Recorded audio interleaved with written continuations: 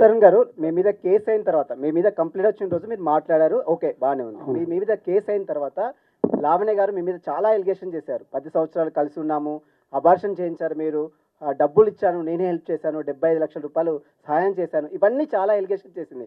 మీరు ఎంటైర్ లావణ్య ఎపిసోడ్లో ఏం చెప్తారు? ఇప్పటివరకు మీడియా ముందుకు రాలేదు. ఎంటైర్ ఎపిసోడ్లో ఏం చెప్తారు? ఓవరాల్ చెప్పండి. నేను ఒకటే చెప్పదలుచుకున్నాను అండి, లీగల్గా ప్రొసీడ్ అవుతున్నాను. నేను లీగల్గా ప్రొసీడ్ అవుతా. నా దగ్గర మొత్తం ప్రూఫ్స్ అన్నీ ఉన్నాయి. మీరే అన్నారు కదా ఎలిగేషన్స్ అని చెప్పి. I don't want to do allegations on anybody. నేను చేయను. నేను లీగల్గానే ప్రొసీడ్ అవుతాను. రాస్తారండి ఈ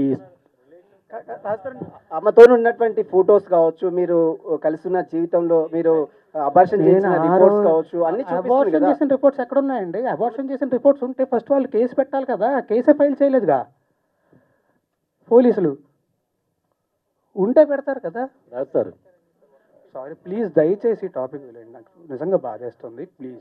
ఇన్ని రోజులు జరుగుతుంది కదా, ఇన్ని రోజులు ఎందుకు హైడ్ అయ్యారు? లేకపోతే ఎందుకు మీరు హైదరాబాద్ లో ఉన్నారా, లేకపోతే ఎక్కడికి వెళ్ళారు? హైదరాబాద్ లోనే ఉన్నా, ఎక్కడికి వెళ్ళలేదు. హైదరాబాద్ లోనే ఉన్నా. ఆబ్వియస్లీ బాధ చేసినోడు బయటికి రావడానికి అదోలా ఉంటుంది. ఏమండి అలా నేను ఒకటి చెప్తా. ఇక్కడ దీనికి మీకు ఒకటి చెప్తాను నేను. ఇప్పుడు అలాగే నా వేరే ఫోన్ కాల్స్, నా వేరే వీడియోస్, నా వేరే వాట్సాప్ చాట్లు ఇవన్నీ బయటకు వచ్చి నేను రిలీజ్ చేసుకున్నాను. అవన్నీ తనకు సంబంధించి ఏంటి? అదే అండి, ఆవిడ క్లియర్గా చెప్పింది కదా, వచ్చి రాస్తారన్న ఫోన్ నా దగ్గర ఉంది, యాక్సెస్ నా దగ్గర ఉందని చెప్పి. నేను ఎందుకు చేస్తా? అలా చెయ్యాలంటే నా దగ్గర ఇంకా చాలా ఉన్నాయండి, చాలా ఉన్నాయి నా దగ్గర. అవన్నీ పోలీసులకి ఇస్తారా మీరు? నేను లీగల్గానే ప్రొసీడ్ అవుతాను. పోలీసులకు మాత్రం, పోలీసులకు కూడా కాదు, కోర్టుకి ఇస్తాను, లాయర్కి ఇస్తాను, లాయర్ కోర్టులో సబ్మిట్ చేస్తారు. ఇప్పుడు ఈ సినిమాలో నువ్వు లాస్ట్ వరకు కూడా హీరోయిన్ తరఫున నిలబడి ఒక హీరోయిజాన్ని ఎగ్జిబిట్ చేసిన ఒక క్యారెక్టర్ని పెర్ఫామ్ చేసే, నార్మల్గా హీరో అంటేనే అదే కదా, కరేజియస్గా నిలబడి, నువ్వు ఎందుకు why you could not perform that courage in front of the media and became objective of total criticism? Why you have afforded it? ఎందుకు అసలు అది ఎందుకు కోరుకున్న వాళ్ళగా?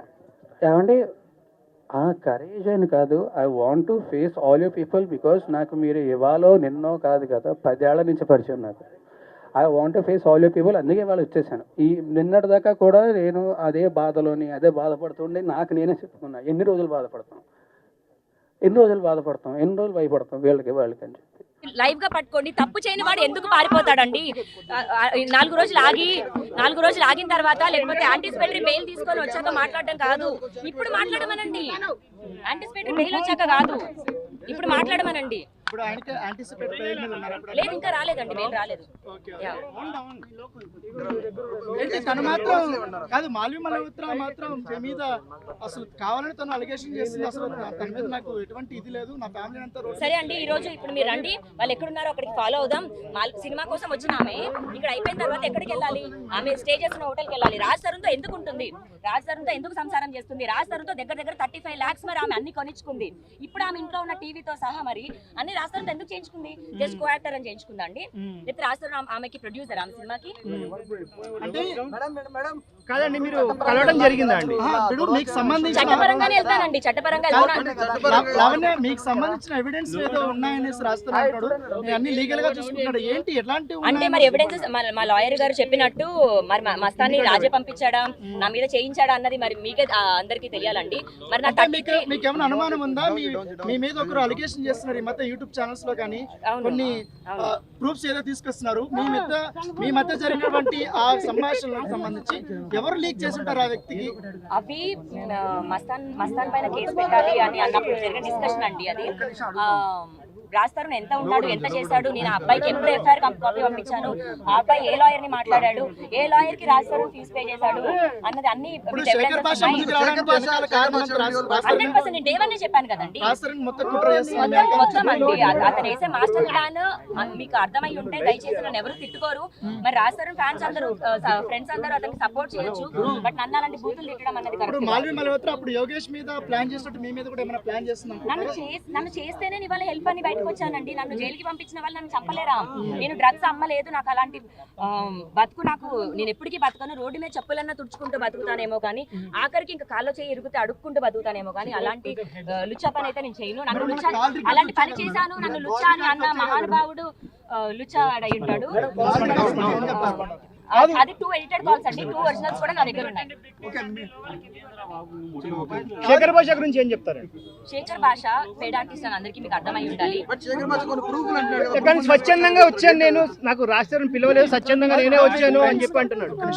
ఫ్రెండ్స్ తో దిగిన ఫోటోని కూడా చూపించి అవి ఏదో వాళ్ళతో ఇంకా సభ్యంగా ఉన్నారంటే క్రియేట్ చేస్తున్నారు. గోవాలో మేము ఒక సాంగ్ షూట్ చేసాము.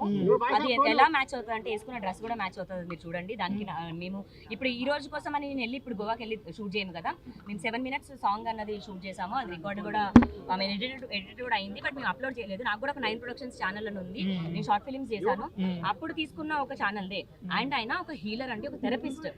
ఓకే, ఒక థెరపిస్ట్ ని పట్టుకొని ఫార్మర్ కదా పెడ్లర్ డ్రగ్ అని మాట్లాడేస్తే తప్ప. అది ఎవరికి ఉండాల్సిన ప్రొఫెషన్ వాళ్ళకు ఉంది. అంటే శేఖర్ భాష మాత్రమే కదా ఇక్కడ మగజాతి ఆనిముత్యము, మగవాళ్ళకి అన్యాయం జరిగిందని వచ్చాడు కాబట్టి అతనికి అతని ప్రొఫెషన్ లో అతను మిగతా వాళ్ళందరినీ అలాగే చేస్తున్నాడు.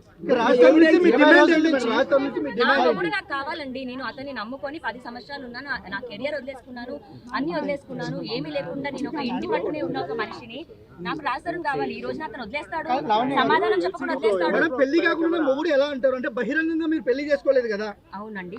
ఇప్పుడు పెళ్లి అన్న కాన్సెప్ట్ ఒక ఆడ మగకి ఉన్న ఇద్దరి మధ్యలో ఉన్న ఒక ప్రామిస్ అండి. ఓకే, అది నాకు మనిషి ఇచ్చాడు, నా మెడలో ముద్దులు వేసాడు, అది నిజం.